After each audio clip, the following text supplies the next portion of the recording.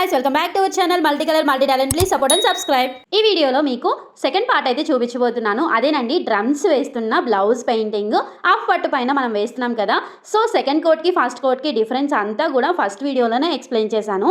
కానీ మళ్ళీ మీకు చూపిస్తూ మళ్ళీ ఎక్స్ప్లెయిన్ చేయాలి అనుకుంటున్నాను. వీడియోలో చూపిస్తున్నది మొత్తం కూడా సెకండ్ కోట్ అనేది కంప్లీట్ అయిపోయింది. ఇప్పుడు చూపించేది ఫస్ట్ కోట్ మాత్రమే వేసాము. అదే ఫస్ట్ వీడియోలో మీరు చూస్తున్నట్లయితే ఇది మీకు తెలుస్తుంది. ఇప్పుడైతే మనం సెకండ్ కోట్ వేస్తే ఎంత బ్రైట్ లుక్ వస్తుందో మీకు చూపిస్తాను ఈ వీడియోలో. బేస్ కోట్గా మనమైతే మీడియం 2 యూస్ చేసి వైట్ అనేది వేయకుండా కొన్ని డార్క్ కలర్ ఫ్యాబ్రిక్స్కి వైట్ అనేది ఎక్కువగా యూస్ చేస్తూ ఉంటాము. మనం అనుకున్న కలర్స్కి ఎగ్జాక్ట్ కలర్ కాంబినేషన్ రావడం కోసం వైట్ బేస్ కోట్గా కూడా వేస్తాము. అలా కాకుండా డైరెక్ట్గా మనం ఏదైతే మ్యాచింగ్ కలర్స్ తీసుకుంటామో ఫస్ట్ కోట్ వాటితోనే వేసి మళ్ళీ వీడియోలో చూపిస్తున్న విధంగా సెకండ్ కోట్, ఫస్ట్ కోట్ ఎప్పుడైతే పూర్తిగా డ్రై అవుతుందో మనకి హ్యాండ్కి అంటకుండా ఉన్నప్పుడు మాత్రమే సెకండ్ కోట్ని స్టార్ట్ చేసి వీడియోలో చూపిస్తున్న విధంగా అయితే వేసుకోవాలి. యాజ్ ఇట్ ఈజ్ మనం ఫస్ట్ వీడియోలో మీకు ఏదైతే ఏ పద్ధతిలో అయితే షేడింగ్ అనేది చూపించానో సేమ్ అదే షేడింగ్ సెకండ్ కోట్లో కూడా అలానే వేస్తే కనుక మనం వేసే పెయింటింగ్ చాలా బ్రైట్గా అవుట్పుట్ అనేది చాలా బ్యూటిఫుల్గా టర్న్ అవుట్ అవుతుంది. సో దీనికి గోల్డ్ ఫినిషింగ్ కూడా ఉంది. చాలా వరకు క్వశ్చన్ చేస్తున్నారు, ఏంటి అంటే హాఫ్ పట్టు పైన 3D అవుట్లైన్ అనేది ఉండట్లేదు, పీల్ అయిపోతుంది, ఏం చేయాలి అని. దీనికి చాలా సొల్యూషన్స్ అయితే ఉన్నాయి. సో దాంట్లో కొన్ని విషయాలు అనేది మీకు షేర్ చేస్తాను. మీకు నచ్చితే కనుక మీరు అలా కూడా ట్రై చేసి చూడండి. అలా చేసినా కూడా మీకు ఇంకా అలానే అవుతుంది అంటే ఇంకా వేరే టిప్స్ ఏమైనా చెప్పడానికి ట్రై చేస్తూ ఉంటాను. మనం ఫ్యాబ్రిక్ పైన పెయింటింగ్ స్టార్ట్ చేయకముందే ఫస్ట్ ఫ్యాబ్రిక్ ఏ ఫ్యాబ్రిక్ అయినా సరే మనం వాషింగ్ చేసిన తర్వాత మాత్రమే పెయింట్ అనేది మనం చేయాలి. లేకపోతే పెయింట్ అనేది ఊడిపోయే అవకాశం ఎక్కువ ఉంటుంది. ఒక 3D అవుట్లైనే కాదు, పెయింటింగ్ కూడా అలానే పీల్ అయిపోతుంది. సో మీరు ఫస్ట్ అయితే దాన్ని వాష్ చేసిన తర్వాత మాత్రమే యూస్ చేయండి పెయింటింగ్కి. ఫ్యాబ్రిక్స్కి ఏ ఫ్యాబ్రిక్ అయినా సరే అలానే పెయింటింగ్ అనేది రాలిపోకుండా, లెగిసిపోకుండా అండ్ పగులు రాకుండా ఉండాలి అంటే మనం షేడింగ్ చేసేటప్పుడు కానీ ఏదైనా కలర్ మిక్సింగ్ చేసేటప్పుడు కానీ ఏ వాటర్ అనేది అస్సలు యూస్ చేయకూడదు. మీడియం 1 or 2 ఏది యూస్ చేసినా బాగుంటుంది. పెయింటింగ్ అవుట్పుట్ కానీ ఫినిషింగ్ కూడా చాలా నీట్గా వస్తుంది. సో వాటర్ అనేది అస్సలు యూస్ చేయకండి. ఓన్లీ బ్రష్ వాష్ చేసుకోవడానికి మాత్రమే యూస్ చేయండి. అది కూడా బ్రష్ వాష్ చేసుకున్న తర్వాత వేరే పాత క్లాత్ ఏదైనా పెట్టుకొని దానికి తుడిచేసుకొని తర్వాత పెయింట్లో అయితే డిప్ చేయొచ్చు బ్రష్ని. ఈ వీడియోలో చూపిస్తున్న పెయింటింగ్స్ ఏవైనా సరే కూడా మనం షేప్స్ ఎలా ఉన్నాయో అలానే మనం షేడింగ్ అనేది చేసుకోగలిగితే కనుక మన అవుట్పుట్ అనేది చాలా బ్యూటిఫుల్గా టర్న్ అవుట్ అవుతుంది. సో వీడియోలో చూపిస్తున్న విధంగా మీరు ట్రై చేస్తే కామెంట్స్లో చెప్పండి. లేదు అంటే ఫొటోస్ సపరేట్గా మీరు షేర్ చేసుకున్నా నాకు పర్లేదు. ఈ ఫ్యాబ్రిక్ పెయింటింగ్స్లో మీకు ఎలాంటి డౌట్స్ ఉన్నా సరే కామెంట్స్లో నన్ను అడగొచ్చు అండ్ డైరెక్ట్గా మెసేజ్ చేసైనా మీరు అడగొచ్చు. నేను కంపల్సరీ మీకు రిప్లై ఇవ్వలేకపోయినా ఏదో ఒక వీడియోలో నెక్స్ట్ అప్లోడ్ చేసే వీడియోస్లో ఖచ్చితంగా దానికి సొల్యూషన్ అనేది చెప్తాను. ఎక్కువ హాఫ్ పట్టు ఫ్యాబ్రిక్ పైనే కంప్లైంట్స్ అనేది ఎక్కువ వస్తున్నాయి. మిగతా ఏ ఫ్యాబ్రిక్ అయినా సరే పీల్ చేసుకుంటుంది. ఇది కొంచెం సిల్క్ మిక్సింగ్ ఎక్కువగా ఉండడం వల్ల మన పెయింటింగ్స్ అది త్వరగా అబ్జర్వ్ చేసుకోదనమాట. 3D అవుట్లైన్ అయితే మరీ కదా మనకి 3D ఎఫెక్ట్లో కనిపించడం అది పైనే ఉంటుంది, క్లాత్లోకి ఇంకదు. సో అది కొంచెం టైం పడుతుంది. 24 hours తర్వాత అది డ్రై అయిపోయిన తర్వాత మనం వెనక సైడ్ తిప్పి కాటన్ క్లాత్ దానికి పైన వేసి అప్పుడు ఐరన్ లైట్గా ప్రెస్ చేస్తే కనుక మనకి అది 3D అవుట్లైన్ అనేది హాఫ్ పట్టు మీద కూడా ఊడిపోకుండా ఉంటుంది. మనం ఈ ఫ్యాబ్రిక్ పెయింటింగ్స్ చేస్తున్న ఏ ఫ్యాబ్రిక్ అయినా సరే మనం యూస్ చేసే ముందు వాష్ చేయాలి.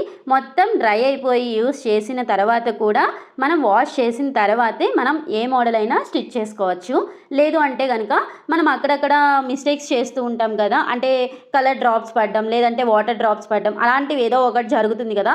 సో అవన్నీ పోయిన తర్వాత అండ్ మనం 2-3 days వదిలేస్తాము. అలా మురికి అవి లేకుండా ఉండాలి అనుకుంటే కనుక కొంచెం నీట్గా లుక్ వైజ్గా కొంచెం నీట్గా ఉండాలి అంటే మనం ఏదైనా స్టిచ్ చేసుకునే ముందు మనం వేసిన పెయింటింగ్ ఆఫ్టర్ 24 hours తర్వాత మనం అయితే డ్రై అవనిచ్చి పూర్తిగా వాష్ చేసి అప్పుడు యూస్ చేసుకుంటే బాగుంటుంది. అలానే మనం పెయింటింగ్ వేసిన క్లాత్స్ని ఎలా వాష్ చేసుకోవాలి అనే క్వశ్చన్స్ కూడా బాగా రేజ్ అవుతున్నాయి. డైరెక్ట్గా డిఎం చేసి మరీ అడుగుతున్నారు. సో దీనికి సొల్యూషన్ ఏమీ లేదు. చాలా ఈజీగా మనం సాఫ్ట్గా ఉండే లిక్విడ్స్ ఏదైనా షాంపూస్ లేదంటే రిన్ లేదంటే ఇలాంటి లిక్విడ్స్ ఉంటాయి కదా, సో ఆ లిక్విడ్స్లో మనం వాష్ చేసుకుంటే కనుక చాలా బాగుంటాయి అండ్ పెయింటింగ్ కూడా షైన్ వస్తుంది. ఒకసారి ఇలా కూడా ట్రై చేసి చూడండి. నేను చెప్పిన విధంగా షైన్ వస్తుందో రావట్లేదో మీకే తెలుస్తుంది. అండ్ నేనైతే ప్రతిదీ కూడా నేను ఏం చేసినా సరే పెయింటింగ్స్ చేసిన క్లాత్స్ అయితే షాంపూతోనే వాష్ చేస్తాను. ఈ టిప్స్ అన్నీ చెప్తూ నేను వీడియోలో చేస్తున్న పని గురించే మర్చిపోయాను.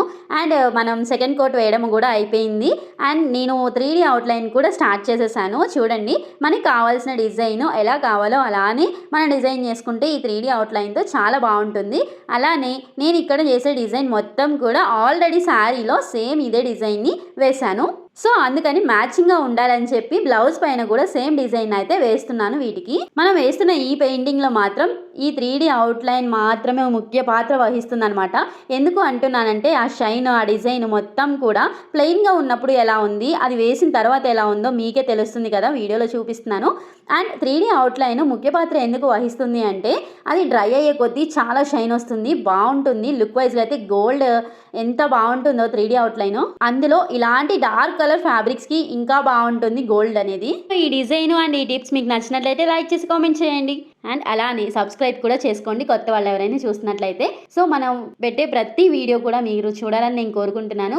అండ్ అలానే నాకు ఇంతలా సపోర్ట్ ఇస్తున్న మీ అందరికీ thank you so much. And ఇలాంటి బ్యూటిఫుల్ థింగ్స్ మీరు కూడా కస్టమైజేషన్ చేయించుకోవాలి అనుకుంటే డైరెక్ట్గా వాట్సాప్ ఆర్ ఇన్స్టాగ్రామ్కి మెసేజ్ చేయండి. అలానే పెయింటింగ్ క్లాసెస్ కూడా జరుగుతున్నాయి, మీరు ఎవరైనా జాయిన్ అవ్వాలి అనుకుంటే మెసేజ్ చేయొచ్చు. అండ్ అలానే ఈ వీడియో లెంత్ ఎక్కువైపోతుంది అని చెప్పి హ్యాండ్స్ అనేది నెక్స్ట్ వీడియోలో పార్ట్ 3గా అప్లోడ్ చేద్దాం అనుకుంటున్నాను. సో ఇక్కడ వరకు అయితే double coat and back neck మొత్తం కూడా 3D అవుట్లైన్ ఎలా వేసుకోవాలి ఏంటి అనేది ఈ వీడియోలో క్లియర్గా చూపించాను. మీరు కూడా ట్రై చేసి ఎలా వచ్చిందో కామెంట్స్లో చెప్పండి. లేదు అంటే ఈ వీడియో ఎవరికైనా ఉపయోగపడుతుంది, ఈ టిప్స్ ఎవరికైనా ఇంకా ఉపయోగపడుతుంది అనుకుంటే షేర్ చేయండి. అలానే ఈ 3D అవుట్లైన్ వేసేటప్పుడు చాలా జాగ్రత్తగా కేర్ఫుల్గా వేయాలి. ఎందుకంటే వేరే చోట ఎక్కడైనా అంటింది అంటే కనుక రిమూవ్ చేయడం చాలా కష్టం. అండ్ ఆ మచ్చ అలానే ఉంటుంది హాఫ్ పట్టు పైన. అండ్ ఇంకొకటి ఏంటి అంటే ఈ 3D అవుట్లైన్ని యూస్ చేసే ముందు మనం షేక్ అయితే చేయాలి. ఎయిర్ బబుల్స్ లేకుండా మనం ప్రెస్ చేస్తూ డిజైన్కి అవుట్లైన్గా వేస్తే బ్యూటిఫుల్గా టర్న్ అవుట్ అవుతుంది. లేదు అంటే ఎయిర్ బబుల్స్ ఎక్కువగా ఉండడం వల్ల అక్కడక్కడ పడినట్టుగా అలా ఉంటుంది. అంటే ఎలా తెలాగా, లేదంటే అక్కడ అస్సలు పడకుండా ఒక చోట కుప్పలాగా పడిపోయి అలా ఉంటుంది. అలా కాకుండా ఈవెన్గా మనకి చక్కగా లైన్ అనేది రావాలి అంటే కనుక మనం షేక్ చేసి యూస్ చేస్తే చాలా బెటర్.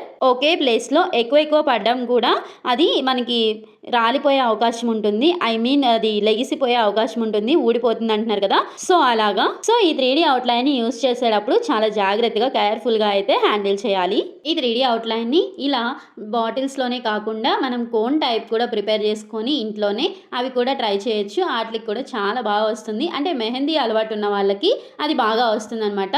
సో నాకు అది కొంచెం అంత టచ్లో లేదు. డైరెక్ట్గా మ్యానుఫ్యాక్చరింగ్ నుంచి మనకి ఏవైతే ప్లాస్టిక్ బాటిల్స్లో అయితే వస్తుందో సేమ్ ఇంకా అలానే వీడియోలో చూపిస్తున్న విధంగా ఇలానే యూజ్ చేస్తాను. కానీ చాలా వరకు తాంజూర్ స్టైల్ కానీ ఇంకా వేరే ఉపయోగించాలి అనుకుంటే ఈ గోల్డ్ ఆ పద్ధతి అయితే ఉపయోగిస్తారు. అదేనండి మెహందీ కోన్స్ మేకింగ్ లాగా చేసుకొని ట్రాన్స్పరెంట్ కవర్స్లో ఇలా అయితే వేస్తారు. అది కూడా చాలా బాగా వస్తుంది. కానీ ఇలాంటి నార్మల్ పెయింట్స్ వేసి దానిపైన 3D అవుట్లైన్ వేయాలి అనుకుంటే కనుక ఇలా మ్యానుఫ్యాక్చరింగ్ నుంచి వచ్చిన ప్లాస్టిక్ బాటిల్స్లో ఉండే 3D అవుట్లైన్ సరిపోతుంది. దాంతోనే డైరెక్ట్గా వేసేయచ్చు కూడా.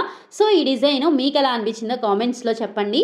ఇంకా బ్యాక్ నెక్ యొక్క ఫైనల్ అవుట్పుట్ అయితే చూద్దాము. డ్రై అయిపోయిన తర్వాత కూడా చూపిస్తున్నాను. ఈ 3D అవుట్లైన్ డ్రై అవ్వకముందు అసలు షైన్ అనేది కనిపించదు. అది డ్రై అయ్యే కొద్దీ ఇంకా బ్రైట్గా అంత బాగుంటుంది. చాలా ఎలిగెంట్ లుక్ వస్తుంది అనమాట. ఎంత బ్రైట్గా అనిపిస్తుందో వీడియోలో మీరు చూడొచ్చు. మన పెయింటింగ్స్ ఈ 3D అవుట్లైన్ వల్ల చాలా గ్రాండ్ లుక్ అయితే వస్తుంది.